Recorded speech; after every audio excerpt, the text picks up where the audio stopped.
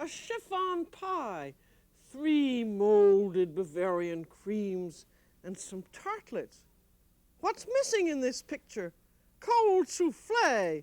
See it on the Bavarian Combo, today on the French Chef.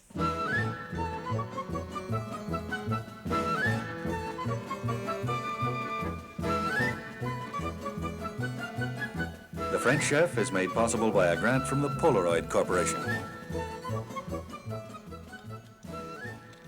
Welcome to the French Chef. I'm Julia Child. This is a Bavarian cream. Look at that shimmy. And I really think this is one of the loveliest desserts in all of the French repertoire. I'm just going to cut into it. This is a special one with a little bit of tipsy rum in it and some pieces of cake. But what it is, it just has a lovely, soft, creamy, luscious character and texture to it, and an absolutely lovely taste. It melts on your tongue. It's not a frozen dessert. It's a cold dessert, and the reason it stands on its own is because it has some gelatin in it. And what a Bavarian cream is, actually, is just a custard crème anglaise into which you fold beaten egg whites to give it lightness, and then some whipped cream to give it that luscious texture. And then you have just enough gelatin in it so that it will hold up. And I'm going to now get to the gelatin, because that's the first thing that you have to do. And with gelatin, this uses, look, it says unflavored plain gelatin. It's not the kind that has, sort of peaches or whatever else they have in it. It's just plain old gelatin that you make your own in, and we want 2 packages or 2 tablespoons. And we're going to do an 8-cup Bavarian, and this is to be softened in 1/2 cup of milk. And it's very important that you handle gelatin the right way. Soften it first. And if you can do other flavors, say if you're going to do an orange Bavarian cream, which we've done, you would soften it in orange juice. And you can do whatever kind of a flavoring that you like with it. Chocolate, coffee, and we're going to do hazelnuts. And here they are. These are called hazelnuts or filberts. In French, they're called noisettes or avelines. And you want to brown them in the oven just a little bit so that because it gives them much more flavor. If you can't find hazelnuts, you can use almonds. But the hazelnuts or filberts have a more interesting taste, and the browning brings out the taste. And when you brown, after you've browned them in the oven, you can sort of rub them between your hands, and then some of the outside skin will come off. And what we want is the flavor of them. And if you were living in the old days, you would use a big marble mortar like this. This was what old Carême in the 1800s. He had millions of minions in his kitchen, and they would pound and pound and pound the nuts in this great big marble mortar, and then you'd have to soak it in milk and so forth. But we have the modern way with the electric blender. So in goes, that's 1.5 cups of nuts, and they were browned in a 350 oven for about 15 minutes, and then put in about a cup or so of hot milk, and then whiz them.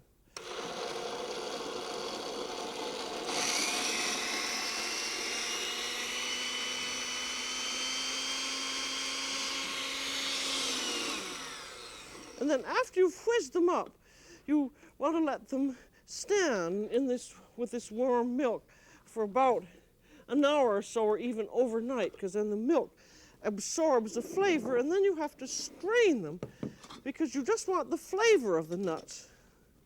You don't want the texture. So here's a potato ricer masher, and just pour that in. And then squeeze it out, and then you have to squeeze it out through a sieve. This is really, I really find the potato ricer wonderfully useful. We've done it for all kinds of things, including coconut. Then after you've strained it all out, you let the milk drip through. And then you have an absolutely delicious tasting mixture, and just taste it, and it's lovely. The hazelnuts have a very special taste, and you can see why, that in the old days these were very popular and that they were a lot used. So I think it's fun to see some of the kinds of things like how to make nut flavors and how to make almond flavors, particularly when it's so easy to use in an electric blender. But certainly, I think what's wonderful about the blender is that things that really took hours and hours years ago are just a matter of seconds and minutes, and I think we should use anything that is available. And now we have to have 1 2/3 cups of milk, all told. So there is one. I've got to put my glasses on so I really can't see how much we have there. And we're going to make the custard. A custard is egg yolks and sugar and milk that are heated together to make a thick sauce. And you always heat the milk first, because that starts off the custard a little rather quickly. And now we're going to make the custard out of 8 egg yolks. This Bavarian cream, this is going to be 2 quarts of Bavarian cream. And it's going to serve 8, 10, 12 people. So 8 egg yolks isn't really as much as it sounds. Then you've got 8 egg yolks, and then the sugar gets beaten into it gradually. This is exactly the same thing that we've done for chocolate mousse and I don't know what all. So I'm not going to go through it as more really than sort of a token. And remember that you want to beat. That was with 1 cup of sugar, I don't think I told you. And beat it until the egg yolks and sugar are thick and pale and form the ribbon. You'd beat it longer than this. I'm just going through this to give you an idea. Then you have your 1 2/3 cups of hot milk, and that you gradually beat in by little dribbles, because as always with egg yolks, you want to be very careful when you add anything hot to them, that you add it gradually so that you don't shock the yolks into scrambling. And there they're all in, and now this is going to be beaten over direct heat. And this is just exactly, as you remember when we made the hollandaise sauce, this is just the exact way. They're just a little more liquid in here. But over direct heat rather than in a double boiler is much faster. If you do it in a double boiler, it takes you all day. And if you do it on direct heat, you can lift your pan on and off. And when you're making a custard sauce, all you have to worry about is not to overheat and scramble your yolks. And you just have to have the courage to go on and beat it until it thickens. And you can tell when it's about to thicken is that, as you can see now, there's some foam that's started up on this cream. And then in just a little bit longer, there's going to be little wisps of steam coming up. And then after the steam that indicates that they're really thickening. And then after the steam has come up, you just keep on doing it until it has really turned into a thick cream. And I'm going to show you what it looks like when it's ready. Now, this is ready, and you see it sits on the top of a wooden spatula. This is not ready. It doesn't film the spatula at all. And when you say heat something until it coats the spoon, this is what it really means. And even if it is even thickened a little bit in the bottom, that doesn't make any difference. Because And as soon as it has thickened, and that has steamed and the sauce has thickened, say that here, now it was sitting on top of the spoon the way it should. Take it off and then stir it for a minute or two to let it cool down. As you see, that's really just exactly like the hollandaise. I think this is just, if you relate everything, all custards are like this. And now you have the gelatin. And this is, as you can see, this is softened. And you should stir it over heat, I think, until it completely softens and there are no lumps in it whatsoever. Because it's extremely important when you're doing gelatin. I have some that is really already heated because I'm doing this rather fast because we've done it all before. But when you're using gelatin, the proportions of gelatin are terribly important. If you get too much gelatin in, you have a really stiff, nasty sauce, and if you don't have enough, you're going to have something that isn't going to congeal the way it's supposed to. And this goes right into your hot sauce, and then take some of your hot sauce, pour it back into the gelatin pan, put it back in, because you just want to make sure that you've gotten every bit of that gelatin and that there isn't one single granule in it. Because if there are granules in it, you're in trouble. And then stir it around.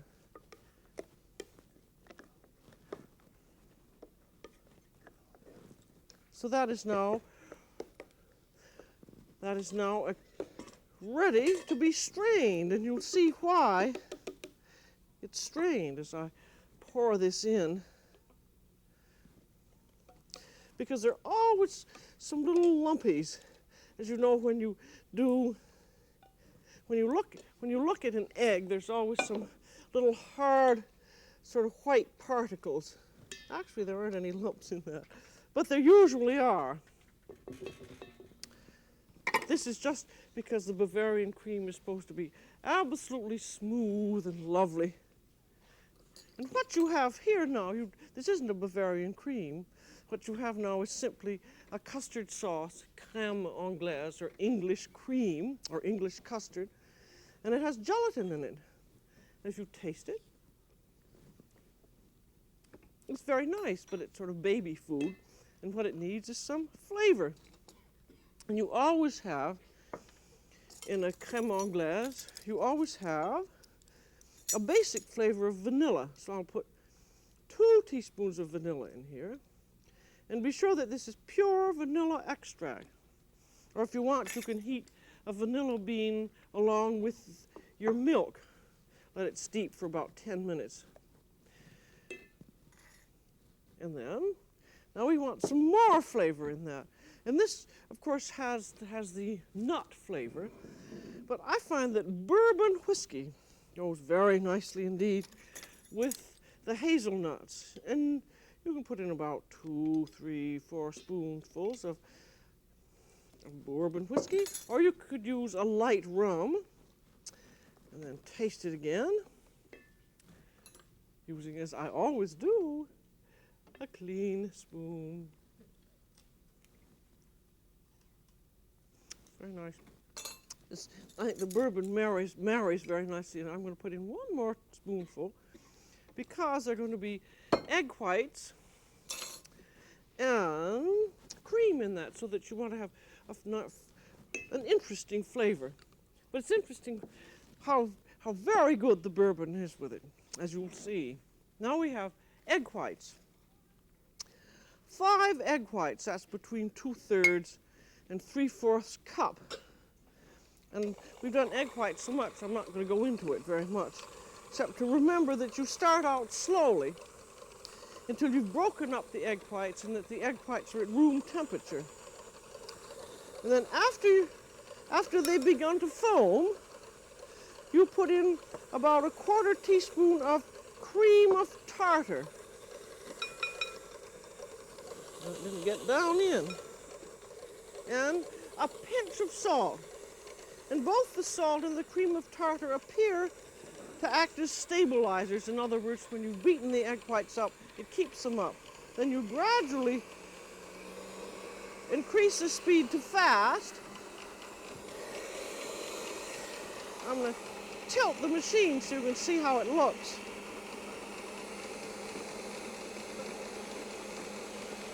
And stand right over it.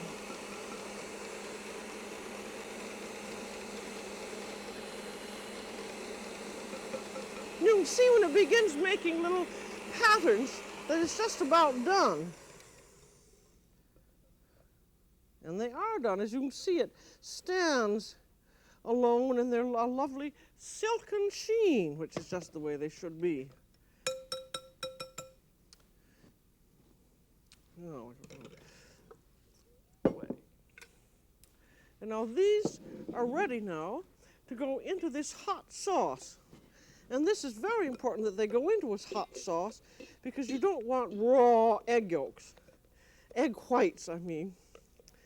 And by putting them into the hot sauce, it cooks them a little bit, and it also puffs them up, just as though they were being cooked in a souffle. And then we have our old system of folding, where you go plunk down into the middle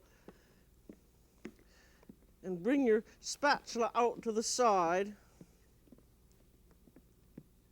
It's sort of a scooping motion going round the bowl. So you notice I'm using a metal bowl, and you're going to see why in a moment.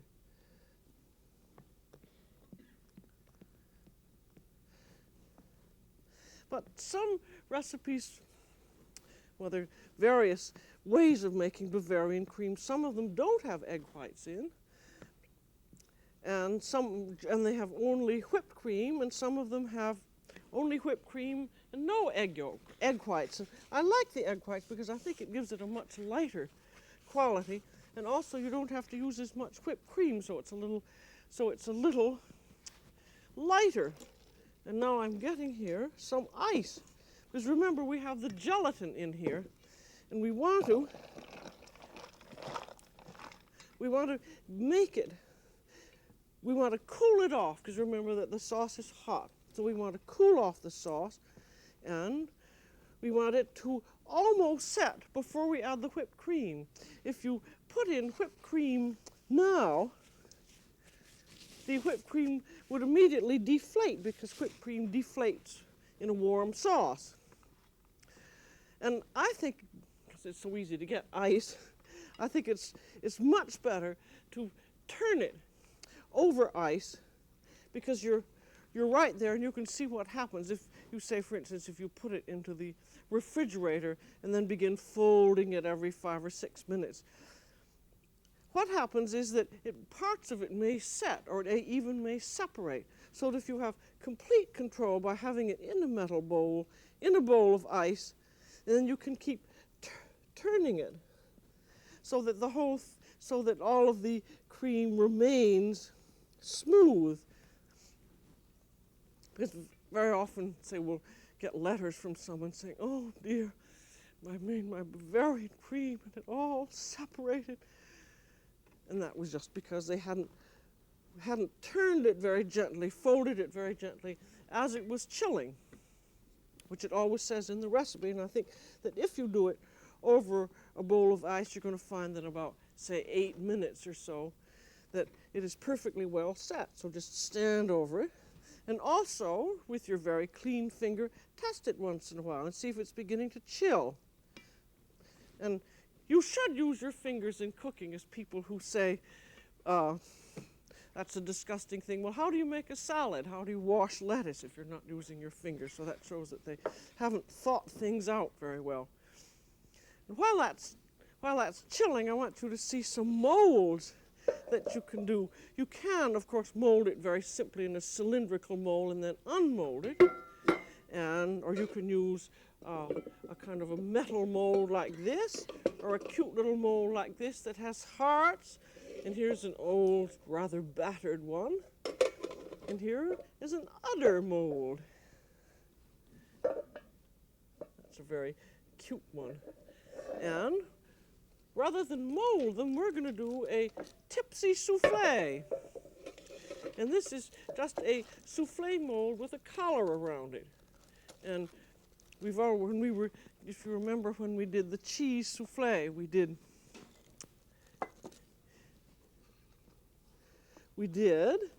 a souffle with a color in it.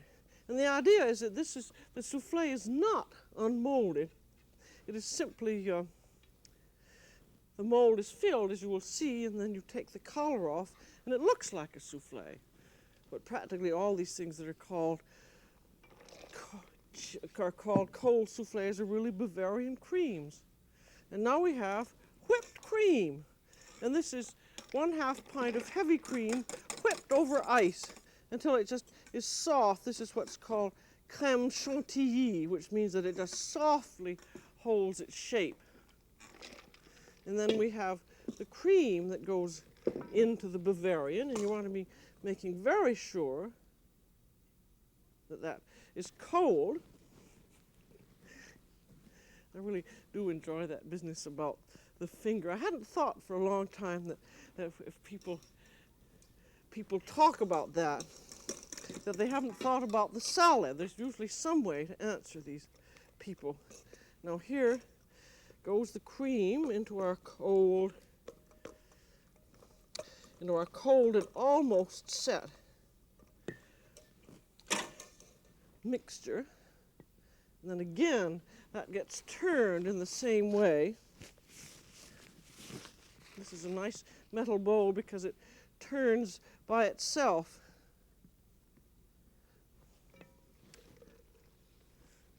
And now, this is ready to be molded. At this point, you'd either put it in a mold or, whatever you were going to do with it.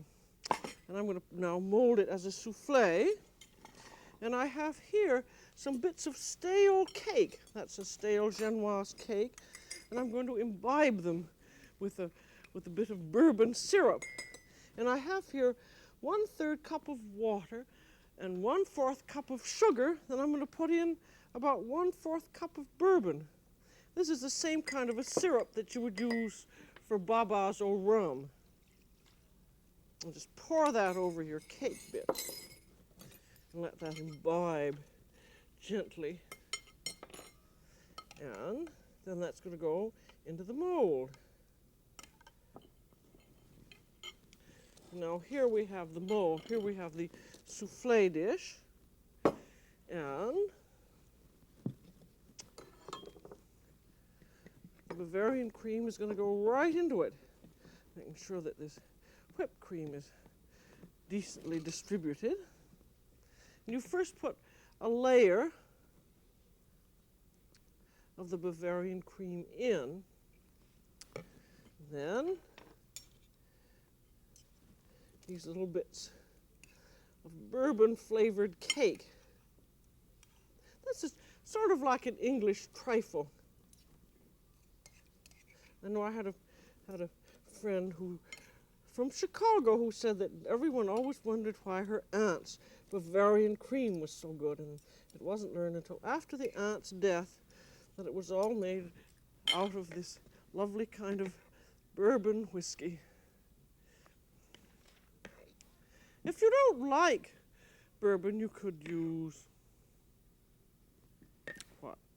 Well, I wouldn't make this kind of I don't think I wouldn't make this kind of a mold. I do use orange or chocolate or something like that.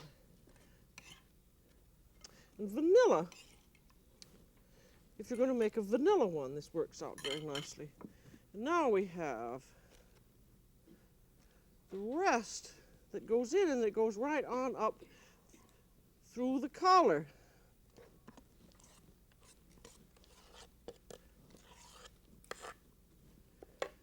And then this is going to go into the refrigerator.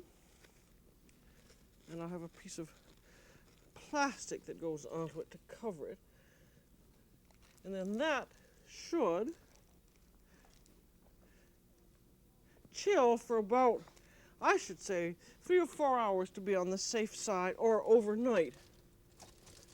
But you don't want to take any chances of it not being set. Now we have the collar that's to come off.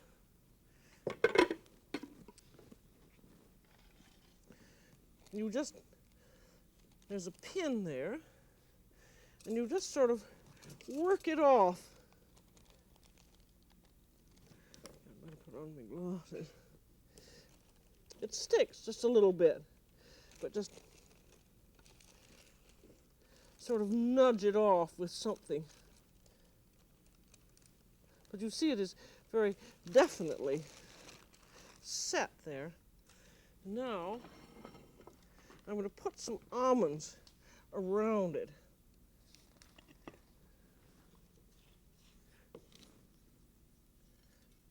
As you see, this looks exactly like a souffle.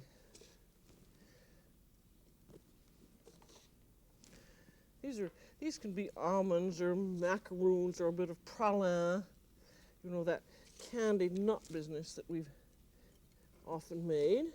These happen, as a matter of fact, to be toasted powdered macaroons. Now, what you want to do is to get the sides decorated. I'm going to put a little tiny bit on the top, which makes it look as though it had been in the oven. And now that goes to be served. Now I'm going to show you some of these other things that we have in the dining room.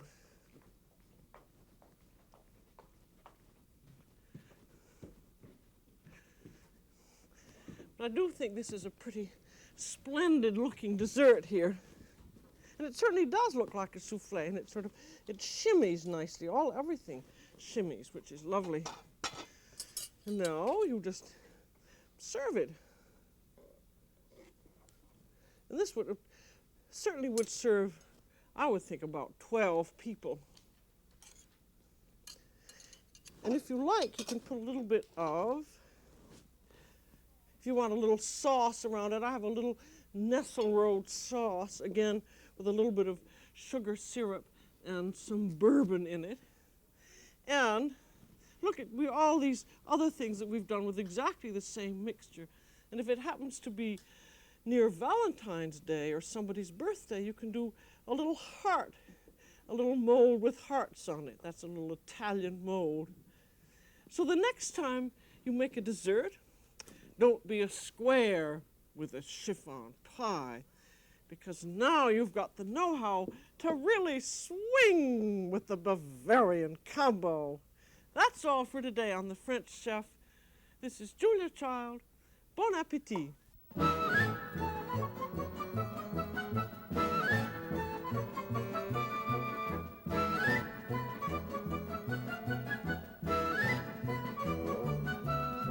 This program was made possible by a grant from Polaroid Corporation.